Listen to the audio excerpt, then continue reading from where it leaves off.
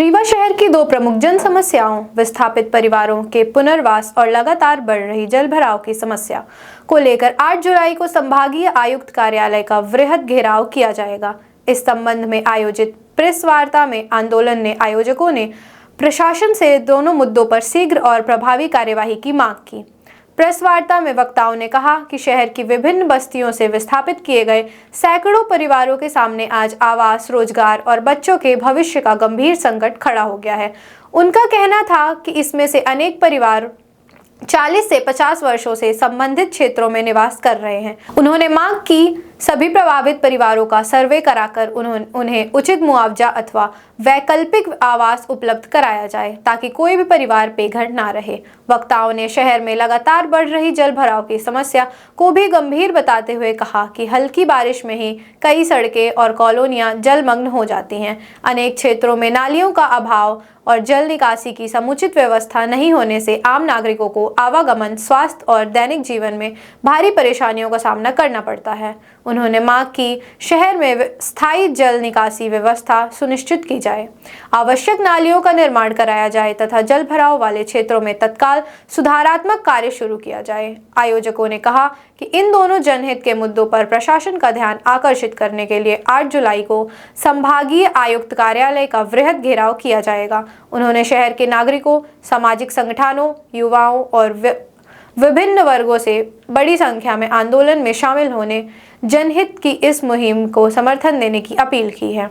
Press वार्ता में समाज सेवी अविराज, न्याय मंच के संभागीय संयोजक अभय वर्मा, जिला संयोजक राहुल वर्मा तथा ओबीसी महासभा के जिला अध्यक्ष छोटेलाल रजक उपस्थित रहे। सभी पत्रकार बंधु हैं और पत्रकार बंधु हमारे संवैधानिक भारत के, स्वतंत्र भारत के संवैधानिक ढांचे के चौथे पाए होते हैं। देश के आवाम और देश की जनता के जनहित से जुड़े मुद्दे, मौलिक अधिकारों के संरक्षण और सुरक्षा का भी दायित्व और निगरानी का भी दायित्व आप सब पर होता है। इसी सिलसिले में आपसे रीवा नगर की कुछ समस्याओं, जो बहुत महत्वपूर्ण समस्याएं हैं और मानसून आते ही शुरू हो जाती हैं, उनमें से प्रमुख पहली समस्या तो ये है कि रीवा शहर में पिछले कई वर्षों से आप लोग देख रहे हैं कि विस्थापन के नाम से कई बस्तियां उजाड़ दी गई हैं। इंजीनियरिंग कॉलेज के पास का मामला रहा हो, क्या कहते हैं, बिछिया का रहा हो मामला, जहां भी पुरानी बस्तियां बसी हैं, नगर सौंदर्यीकरण, नगर विकास के नाम पर उन्हें उजाड़ा जाता है। एक तरफ सरकार, भारत सरकार और राज्य सरकार प्रधानमंत्री आवास देने की बात करती है, पर न तो रीवा में कोई समुचित नियोजन होता है, न कोई योजना बनाई जाती है। एकाएक अचानक लोगों को उजाड़ दिया जाता है। जब देश के प्रधानमंत्री भारत के सभी नागरिकों को, और देश के भारत के प्रधानमंत्री ही कहते हैं कि 80 करोड़ आबादी बिलो पॉवर्टी लाइन, गरीबी रेखा से भारत में नीचे जीवन यापन कर रही है, तो जो लोग किसी तरह से जीवन यापन कर रहे हैं, निर्वाह कर रहे हैं, सड़क के किनारे, सरकारी भूमियों में कहीं भी अपना आवास बना के, छाया बना के, और वो सरकार की मदद से नहीं, मजदूरी करके किसी तरह से प्लास्टिक पन्नी लगा के गुजारा करते हैं। आप उनका विधिवत सर्वे करके, उनके लिए चिन्हित करके प्रधानमंत्री आवास आवंटित करने के बाद उनका विस्थापन क्यों नहीं करते? अभी बोदाबाग में बड़ा विस्थापन हुआ है, उजाड़े गए हैं लोग, कोई योजना नहीं। इंजीनियरिंग कॉलेज के पास से उजाड़े गए, कोई योजना नहीं। बिछिया में उजाड़े गए, वहाँ पे कोई योजना नहीं। तो इस तरह से रीवा शहर के चारों तरफ, जहाँ पे एक नई संस्कृति भारत में चल पड़ी है, बुलडोजर संस्कृति, जो एक रोलट एक्ट आया था गुलाम भारत में, नो दलील, नो अपील, नो वकील वाला, किसी की सुनवाई नहीं, कोई अपील नहीं, कोई सुनने वाला नहीं, कोई न्याय देने वाला नहीं, जहां आया बुलडोजर खड़ा कर दिया, उजाड़ दिया। वही कल्चर रीवा में भी चल पड़ा है। मानसून आ गया है, बरसात का वक्त आ गया है, जो उजाड़े गए हैं उनको कहीं छाया नहीं मिल रही है, कहीं कोई फ्लाईओवर के नीचे रह के गुजारा कर रहे हैं, कोई रैन बसेरा में पड़े हुए हैं। ऐसे लोगों के लिए सरकार की कोई व्यवस्था नहीं है। रीवा नगर में, रीवा को महानगर बनाने की बात करी जाती है। एक तरफ बड़े बड़े मॉल बनाए जा रहे हैं, रीवा में बड़े बड़े कॉम्प्लेक्स बनाए जा रहे हैं, लेकिन गरीबों की मूलभूत ज़रूरतों का कोई ध्यान नहीं रखा जाता। तो पहली ज़रूरत तो यह है और आवश्यकता है, और आप लोगों के माध्यम से देश की राज्य सरकार और केंद्र सरकार से हम मांग करते हैं कि जिन्हें उजाड़ा गया है, जिनके उजाड़े जाने की संभावना है, जिनको आपने चिन्हित कर रखा है, अभी यहाँ पे एक रसिया मोहल्ला है, उसको बहुत निकट भविष्य में उजाड़ दिया जाना है। इंजीनियरिंग कॉलेज उजाड़ दिया गया, रानी तालाब उजाड़ दिया गया, ये बोदाबाग उजाड़ दिया गया, लेकिन इनके पुनर्वास की कोई व्यवस्था नहीं हुई। तो पहले सरकार से आप लोगों के माध्यम से ये अपील है और ये मांग है कि पहले सर्वेक्षण कराइए प्रधानमंत्री आवास में, प्राथमिकता क्या, जब तक आपके पास आवास उपलब्ध नहीं है किसी को उजाड़ने का काम न करिए। और इसी के लिए अगले 8 तारीख को हम लोग कमिश्नर महोदय का, जो नए कमिश्नर साहब आए हैं, उनके कार्यालय में मांग करेंगे और सभी विस्थापित जनों के साथ कार्यालय का घेराव करेंगे 8 तारीख को। पहली समस्या तो ये है। और दूसरी समस्या ये है कि रीवा एक बड़ा तालाब बना दिया गया है। आपने 97 की बाढ़ देखी, रीवा के चारों तरफ बाईपास बना दी गई है, रिंग रोड बना दी गई है, रीवा एक तालाब में परिवर्तित हो गया। अमहिया जैसा मोहल्ला जहाँ पे केंद्र सरकार के मंत्री, राज्य सरकार के कमीना के लोग रहते हैं, पहले विधानसभा अध्यक्ष जी रहते थे, आज कैबिनेट के मंत्री रहते हैं, अमहिया डूब जाता है। रीवा के सभी मोहल्ले डूब रहे हैं। आपने देखा होगा, आप लोग भी यहाँ के नागरिक हैं, नेहरू नगर जैसी कॉलोनी डूब रही है। आपने यहाँ पे मॉडल रोड बनाई है, मॉडल रोड के जो शहर की जल निकासी का काम था, बीहर नदी में पानी जाता था शहर का, आपने मॉडल रोड की जो नाली बनाई है किनारे में, आपने कभी उसका जमीन का लेवल नहीं देखा। जो उसकी नाली की, मॉडल रोड के दोनों किनारे की नाली की सतह है वो ग्राउंड लेवल से 2 फुट ऊपर है, कैसे पानी जाएगा।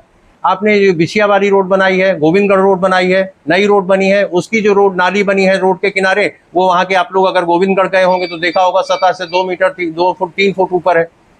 वहाँ तालाब बना दिया है। शहर के अंदर की यही स्थिति है।